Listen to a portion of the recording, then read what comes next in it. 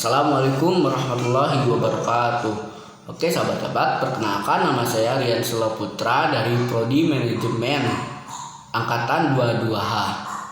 Nah, di sini saya akan mereview tentang materi yakni peran akuntan dalam organisasi.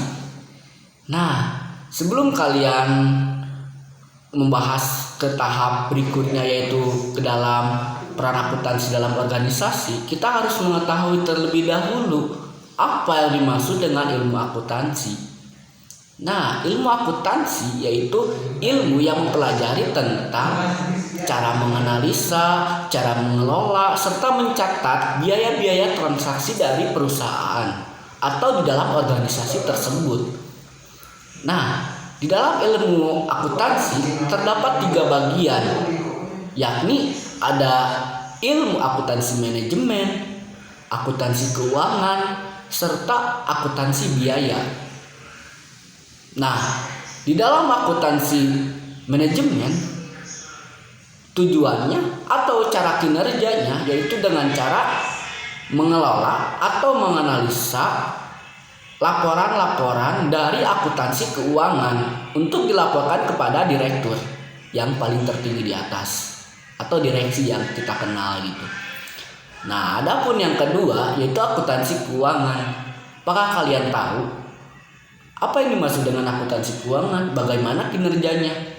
Nah, akuntansi keuangan yaitu akuntansi orang yang mencatat biaya-biaya transaksi dari perusahaan tersebut untuk dilaporkan kepada akuntansi manajemen. Nah, itu yang disebut dengan akuntansi keuangan. Adapun yang ketiga yaitu akuntansi biaya. Akuntansi biaya di sini yaitu terdapat dalam akuntansi keuangan maupun akuntansi manajemen, karena akuntansi biaya tersebut adalah pelengkap dari akuntansi manajemen maupun akuntansi keuangan. Bila mana di dalam transaksi tersebut banyak kesalahan atau banyak yang keliru dalam kinerja mereka gitu. Nah, setelah kita membahas tentang ilmu akuntansi, saya akan membahas tentang keputusan strategis dan dalam akuntansi manajemen. Nah, di dalam keputusan strategis dan akuntan manajemen yang telah saya review dalam buku tersebut, ada beberapa bagian, yakni strategi dan manajemen biaya strategis. Nah, sebelum itu, apakah kalian tahu apa yang dimaksud dengan strategis di sini? Nah, strategis di sini yaitu bagaimana perusahaan bisa menjadikan perusahaan itu berkembang dengan strategis, dengan kinerja mereka baik dalam organisasinya, baik dalam perusahaan tersebut. Nah, bagaimana cara bisa menarik pelanggan agar strategis tersebut gitu. Adapun yang kedua yang tadi saya jelaskan itu manajemen biaya strategis. Bagaimana sebuah perusahaan tersebut bisa mengefisiensikan biaya tersebut agar bisa menarik pelanggan tersebut bisa membeli produksi kepada kita. Nah, itu yang dilakukan oleh akuntansi manajemen. Bagaimana cara kita mengelolanya? Nah, itu adalah keputusan strategis dalam akuntansi manajemen. Baik, yang selanjutnya itu peran akuntansi dalam manajemen. Peran akuntansi dalam manajemen yaitu ada manajer yaitu dalam mengimplementasikan nilai. Manajer harus bisa mengimplementasikan nilai dari akuntansi berikut tersebut. Yang kedua yaitu menciptakan nilai. Bagaimana menciptakan nilai tersebut agar seimbang dengan strategi atau implementasi dari manajer tersebut. Baik, untuk selanjutnya itu serta nilai dan adalah manfaat yang diperoleh dari konsumen. Nah, itu adalah peran akuntan dalam manajemen.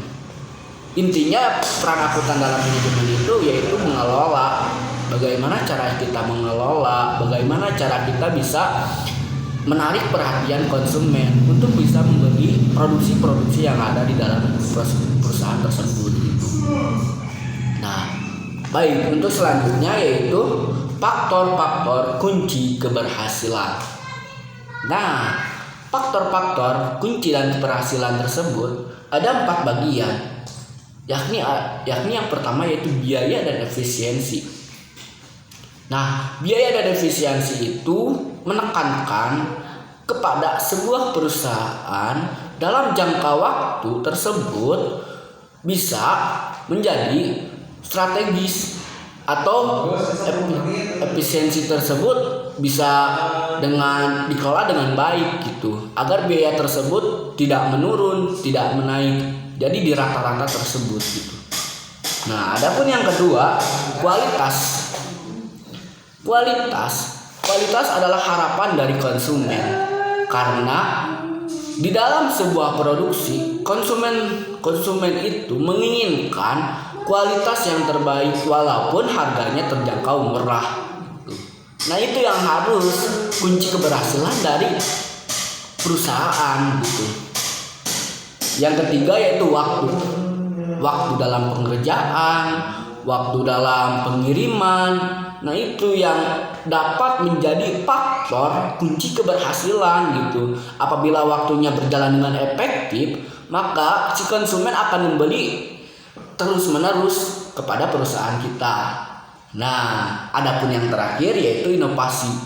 Setelah kita membuat produksi terus-menerus, kita harus bisa mengembangkan inovasi atau ide-ide terbaru untuk bisa mengembangkan atau mendobrak gebrakan baru agar bisa konsumen terus-menerus membeli produk yang telah diproduksi oleh perusahaan kita gitu. Nah, itu adalah peran akuntan atau faktor kunci keberhasilan dalam sebuah perusahaan.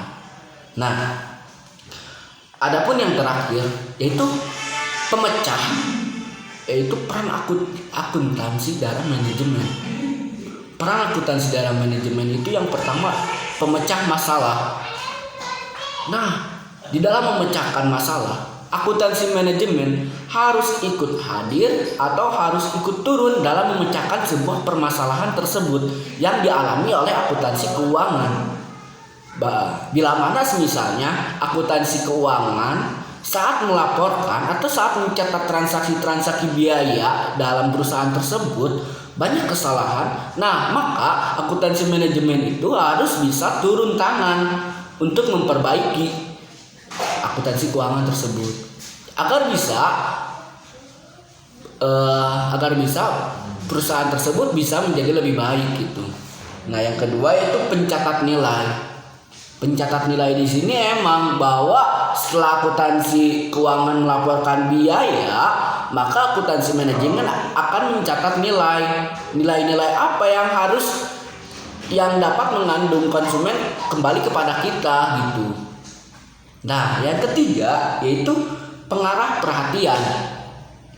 Pengarah perhatian di sini bila mana yaitu dengan menginovasikan atau memotivasi bila mana karyawan-karyawan atau akuntansi keuangan baik akuntansi keuangan maupun akuntansi biaya ada kesalahan sedikit pun, maka akuntansi manajemen harus turun tangan ikut campur dalam penyelesaian tersebut atau memberikan motivasi agar mereka bisa terus-menerus bekerja dengan lebih baik dan efektif seperti itu. Karena kan di dalam akuntansi manajemen itu ada pengendalian dan perencanaan. Perencanaan di sini itu planning. Apa yang akan kita lakukan? Ide-ide terbaru apa yang kita buat untuk memproduksi tersebut. Setelah itu ada pengendalian. Nah, pengendalian di sini yaitu pengarahan yang telah saya jelaskan tadi. Nah, sekian dari saya. Bila mana ada kesalahan, nah baik dari kata-kata maupun pengucapan, kita belajar bersama-sama.